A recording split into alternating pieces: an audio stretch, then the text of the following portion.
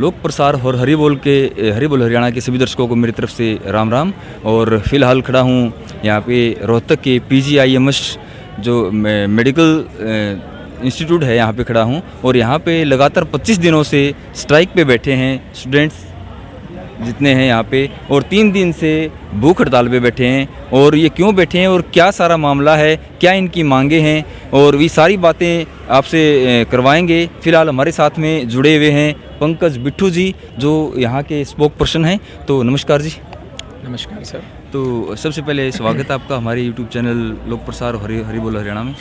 आपका बहुत धन्यवाद, आपने समय निकाला, आप कवरेज के लिए आए। जैसा कि आप लोग जानते हैं कि जो प्रदेश के चारों मेडिकल कॉलेजेस के अंदर PGIMS रोहतक, खानपुर कला, सोनीपत, कल्पना चावला मेडिकल कॉलेज करनाल और SHKM मेडिकल कॉलेज मेवात के अंदर पिछले 26 दिनों से विद्यार्थी हड़ताल पर हैं। और 48 घंटे से ज़्यादा समय हो चुका है PGIMS रोहतक के अंदर और Kalpana Chawla government medical college Karnal के अंदर विद्यार्थी भूख हड़ताल पे हैं जी। जो प्रदेश सरकार ने बॉन्ड पॉलिसी के नाम पर प्रदेश के गवर्नमेंट मेडिकल कॉलेजेस की फ़ीस, जो कि पहले सिर्फ 4 साल की MBBS डिग्री में लगभग 3 लाख रुपए के आसपास होती थी, उसको एकदम से बढ़ाकर 40 लाख रुपए कर दिया है।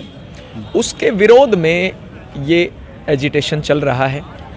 और अब ये एजिटेशन जो है, इसमें समाज के, प्रदेश के अन्य अलग अलग कोनों से, चाहे वो किसान यूनियन हो, चाहे वो अध्यापक हो, चाहे वो कर्मचारी संघ हो, चाहे वो गैर शिक्षक संघ हो, और मेडिकल फ्रेटर्निटी भी पूरी, आज इंडियन मेडिकल एसोसिएशन के जो राष्ट्रीय अध्यक्ष हैं वो आए थे, माननीय सेक्रेटरी जनरल भी आए थे डॉक्टर जयेश लेले।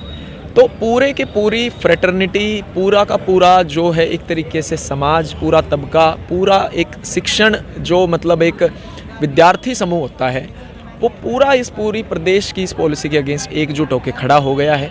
क्योंकि ये पॉलिसी सीधा बॉन्ड के नाम पर सरकारी मेडिकल कॉलेजों की फ़ीस इतनी ज़्यादा बढ़ा देगी, 40 लाख रुपए के आसपास इसने कर दी है कि अब प्रदेश के अंदर आगे चल के कोई भी गरीब और मिडिल क्लास का बच्चा कम से कम हरियाणा में MBBS करने का सपना तो नहीं देखेगा। मैं एक सेकंड रोकना चाहूँगा, ये बॉन्ड पॉलिसी जो इसके बारे में थोड़ा सा क्लियरिफाई करें कि क्या है और गवर्नमेंट की क्या पॉलिसी इसमें। देखिए, ये पॉलिसी सरकार 2020 में लेकर आई थी। उस समय इस पॉलिसी को बड़े ही बेहतरीन ढंग से ये कहकर प्रस्तुत किया गया था कि हम ये बच्चे जो प्रदेश के गवर्नमेंट मेडिकल कॉलेज से पढ़ते हैं, इनको सरकारी सेटअप में नौकरी करने के लिए प्रोत्साहित करने के लिए एक पॉलिसी लेकर आ रहे हैं जी।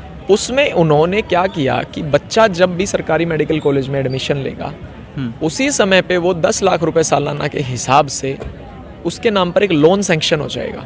डिग्री कंप्लीट होने तक उसके ऊपर 40 लाख रुपए का जो है लोन, 40 लाख रुपए की जो है उस पे लोन राशि उस बच्चे के ऊपर।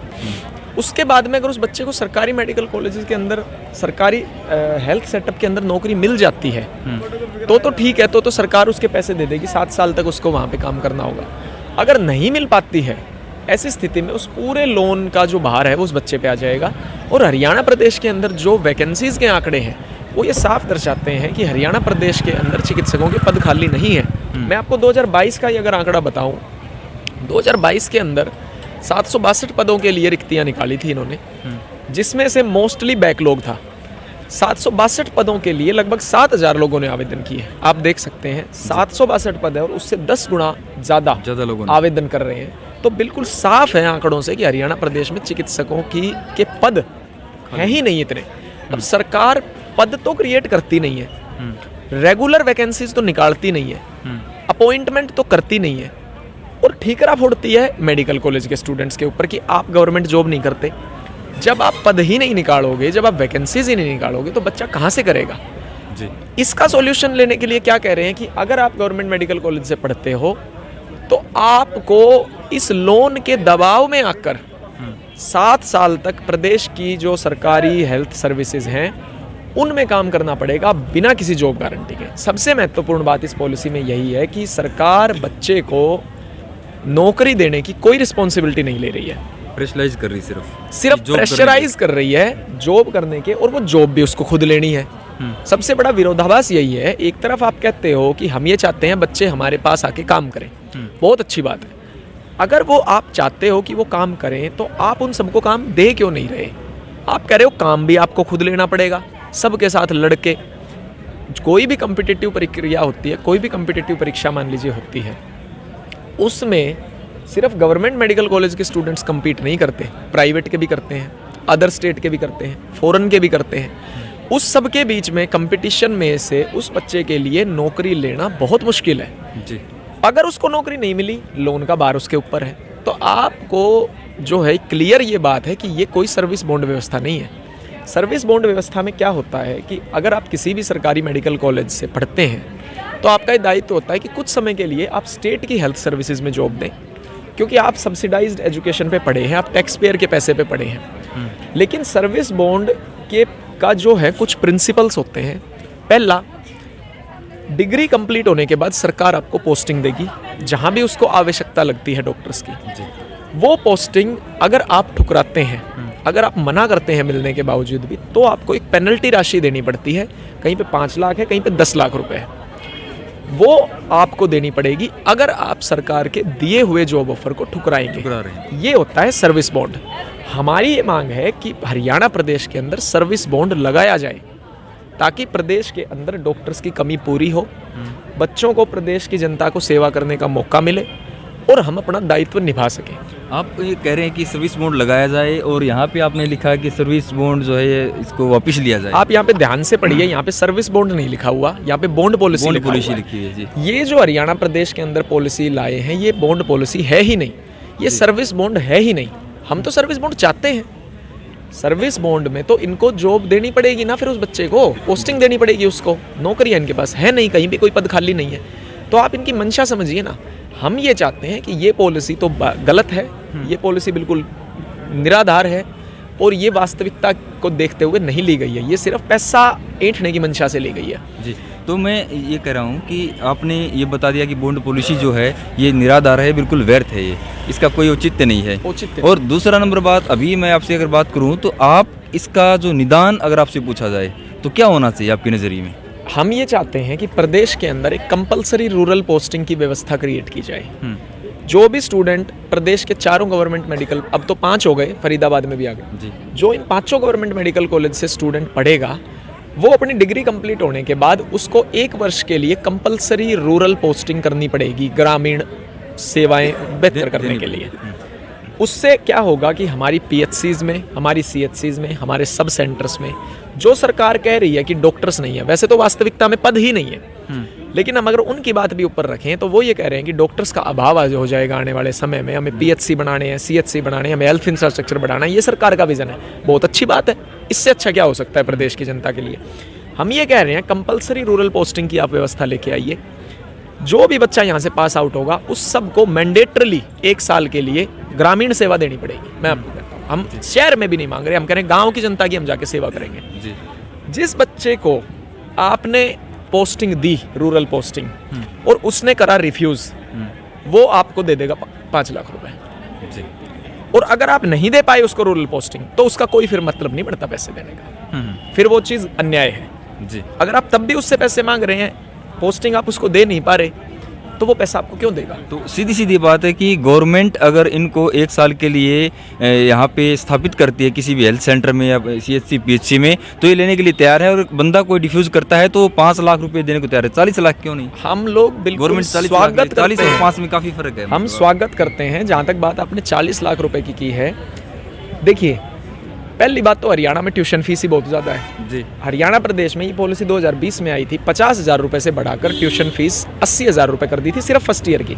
सेकंड ईयर की 88,000, उसके बाद फिर 96 और उसके बाद 1,06,000। हरियाणा प्रदेश की ट्यूशन फीस ही बहुत सारे स्टेट से ज़्यादा है।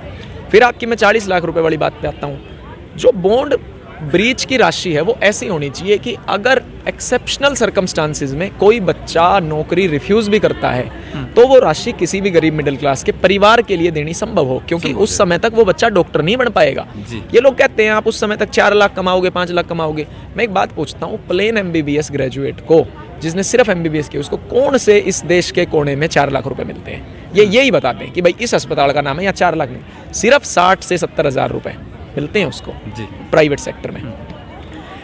वो बच्चा अगर ऐसे एक्सेप्शनल सर्कमस्टांसेस में नौकरी वो नहीं कर पाता, पोस्टिंग नहीं कर पाता अपनी रूरल पोस्टिंग, तो ऐसी स्थिति में वो बच्चा वो राशि उसका परिवार दे पाए, इस वजह से वो राशि इतनी होनी चाहिए कि वो देना संभव हो। जी। ऐसे तो मैं कह दूँ ये राशि 1 करोड़ भी हो सकती है, लेकिन गरीब मिडिल क्लास का परिवार उतनी राशि नहीं दे सकता उस स्थिति में जब वो बच्चा नौकरी नहीं कर पाएगा। इस वजह से हमारा औचित्य है कि ये राशि ऐसी होनी चाहिए जो देना संभव हो। जी। तो अभी आपका लगभग नेक्स्ट अगर पूछा जाए तो कब तक की आपकी प्लानिंग है? अगर गवर्नमेंट नहीं मानती है तो क्या आपके आगे के प्लान रहेंगे या क्या कार्रवाई आप करना चाहेंगे? देखिए, सरकार के साथ बातचीत जारी है। बातचीत के कई राउंड्स हो चुके हैं पहले भी।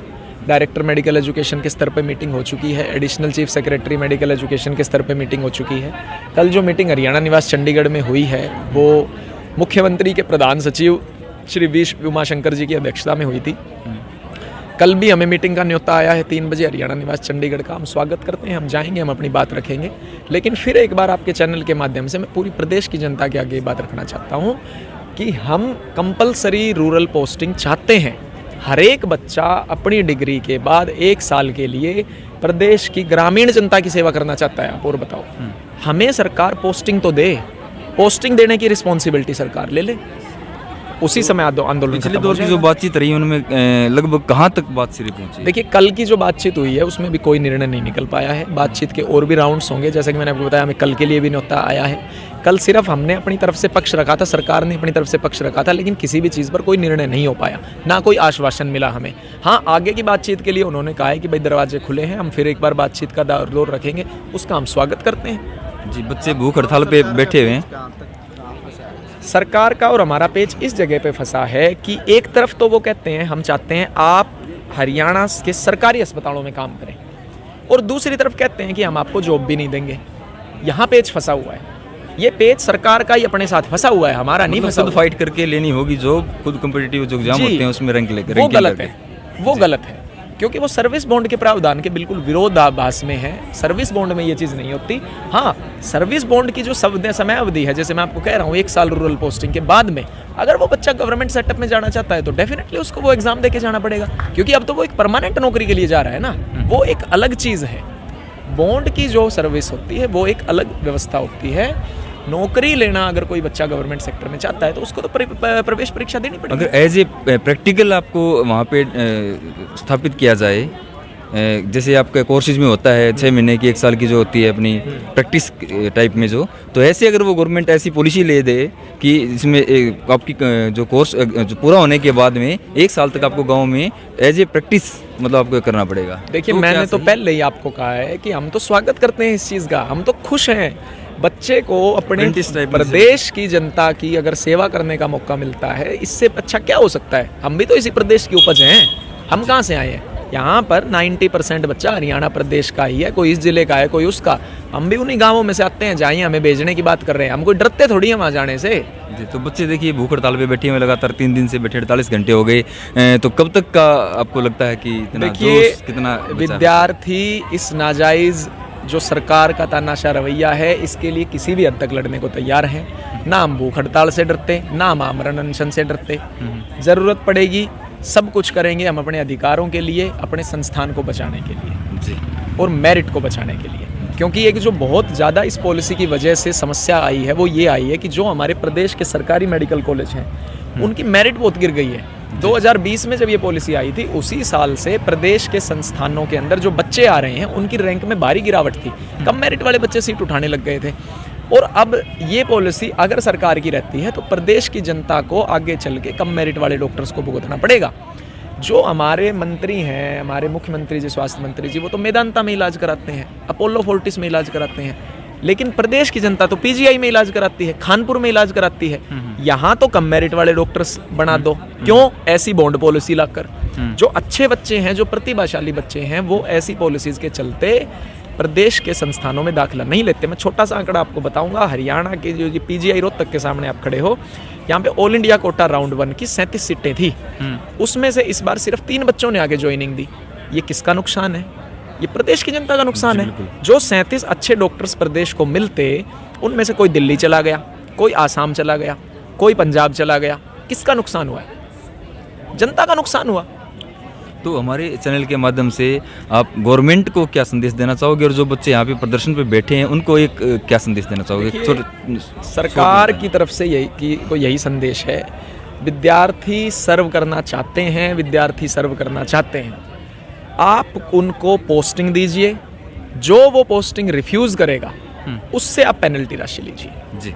जहाँ तक बच्चों के लिए संदेश की बात है, चैनल के माध्यम से मैं सभी मेडिकल कॉलेज के स्टूडेंट्स और बल्कि अन्य स्टूडेंट्स को भी अपील करूंगा कि इस तरह की जो प्राइवेटाइजेशन की नीतियां हैं संस्थानों की, उनके खिलाफ अगर हम आज खड़े नहीं हुए तो हमारे संस्थान नहीं रहेंगे। जी, धन्यवाद। देखिए, ये थे पंकज बिट्टू जी जो हमारे साथ में जुड़े, इनका बहुत बहुत धन्यवाद। और इन्होंने सारी बातें, बॉन्ड पॉलिसी की जो बातें थी वो सारी बातें आपको समझाई। आशा करता हूँ कि आपको समझ में आ गई होंगी, और क्या मुद्दा लेके यहाँ पे बैठे हैं और क्या उसका सोल्यूशन हो सकता है वो भी भाई ने बताया है। तो सभी भाइयों से मैं लेता हूँ विदा। विनय लंबा आपका दोस्त, और देखते रहें लोक प्रसार और हरी बोल हरियाणा।